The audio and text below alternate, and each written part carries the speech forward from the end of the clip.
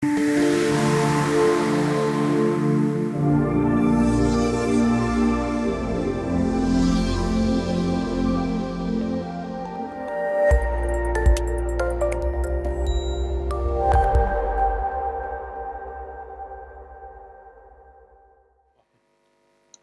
everybody. Ni hao. It's my pleasure to be here. Thank you so much for the invitation. I'm going to talk to you about assessment of urban parameters, and I'll go through quality of life. That's one of the first topics I started to deal with in assessment, and then I'll move to physical urban parameters, and if we have the time, I'll go a little bit through life cycle assessment, life cycle modeling. So basically, the difference, this was a study done at my university in 2000, so way back already. And I think the most important thing is that we hired these survey companies to ask Portuguese people, a survey, of course, a small survey, Portuguese people, what were the variables that they consider more important for urban quality of life. So the dimensions were given by the people, not by us academics. Also, the weight of those dimensions, how do you measure that dimension? I mean, how important, let's see dimensions. How important are those dimensions? For example, here we have urban pollution. So is it more important to you to live in a temperate climate city, or an historical city, or a not much polluted city? What is important for you? Or just a city where you have a job, what have you? Okay, so this was measured and it was put on the internet. People could not play with this, which is a pity.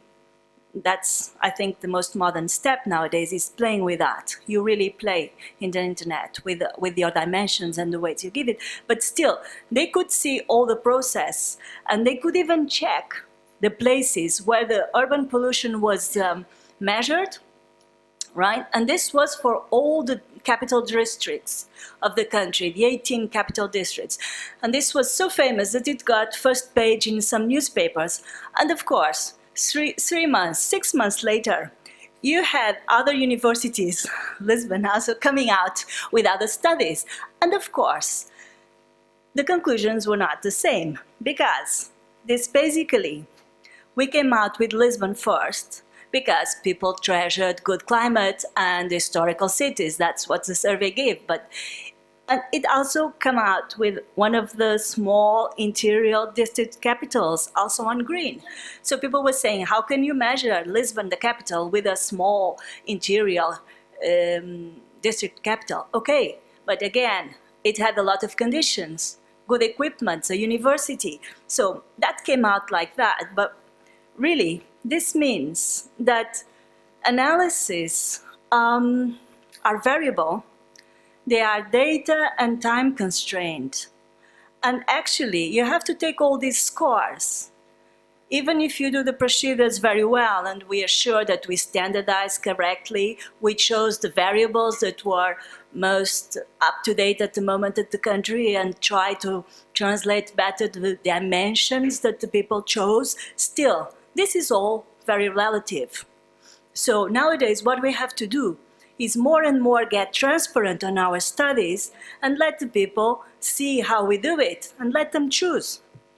Okay? So cross-comparison analyses are not easy to establish between different systems of comparison or different countries. And we can see that in Europe, for example. We have a lot of systems to measure sustainable cities, low-carbon cities. There's a lot of research projects funded in Europe to put up systems of indicators. But the truth is, none is yet universal. And when you go to the sites, there's a lot of missing data for a lot of European capitals even, or European innovative towns. So in the end, this is not that easy to establish, otherwise it was already done. Thank you so much. So I'll go back to some of the things that are classical if something is classical for me, it's sustainable and it endures time. So we're talking, for example, to physical characteristics enhanced by James Jacobs, for example, about livability of the cities, identity, good environment for all. And some of the things that we can do immediately, for example, is to assess urban space. And this we're talking about public equipments, public spaces, green areas, also focal points of interest. If you have a very nice church or a very nice temple or a very nice mountain, try to keep those sites free so that more people can enjoy it and more people can identify their city. For example, so we can assess this in terms of location and in terms of quantity. That's what those symbols represent. So if it's a B, it's good. It's not very good. Okay, other things we can measure. We can measure quantities of public green areas, public equipments, infrastructures, right? The street platforms, the parking places. All this we can do, and in urban planning, we have 60, 70 years of extensive planning on this. This came in force after Second World War in Europe. So we know this, and it's so much tested that we can immediately compute these things and know if they are good, if they are very good, and if they are not very good. Okay, other things we can do is try to articulate with more qualitative issues, like if the area has cohesion, if it has self-identity, for example, right? I'll show you very visually a place of Lisbon. Lisbon is the capital of Portugal, Portugal, for those of you in Europe, okay? West part of Europe, west coast, and this was a dumping area. And in 1998, this was an exhibition site, World Exhibition site. And one of the most important things is that they did not jump ahead. They did, for this area, all the planning process that they have to do.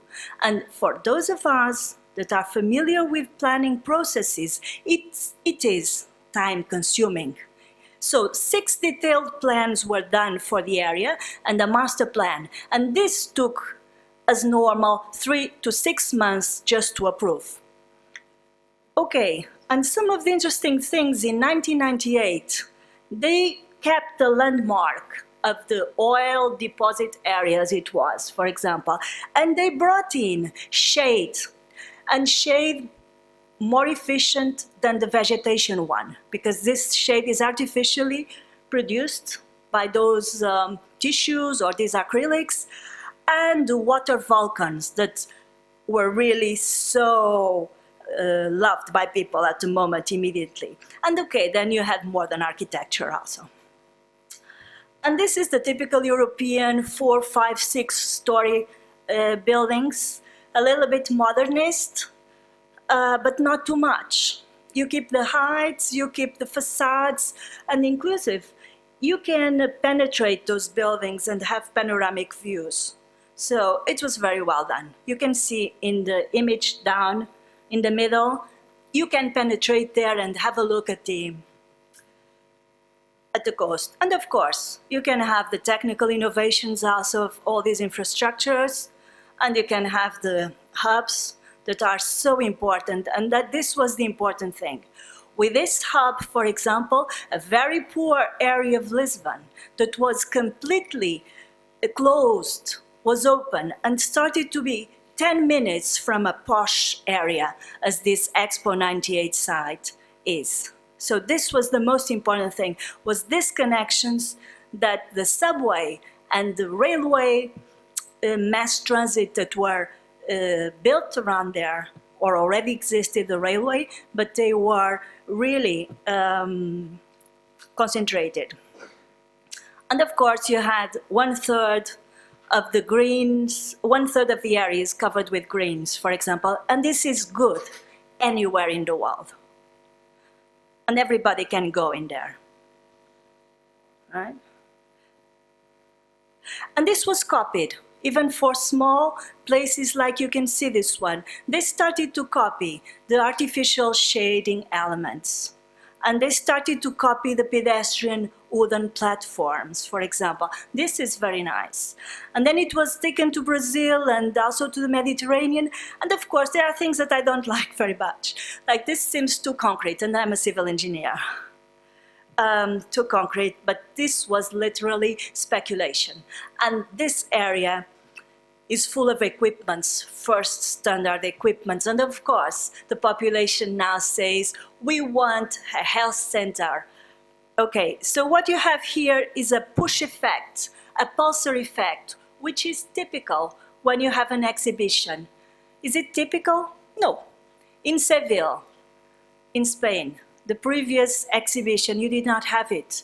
In the next one in Germany, in Hamburg, you did not have it. See, that's a little bit my model. Now my students call it my model, and they use it a lot.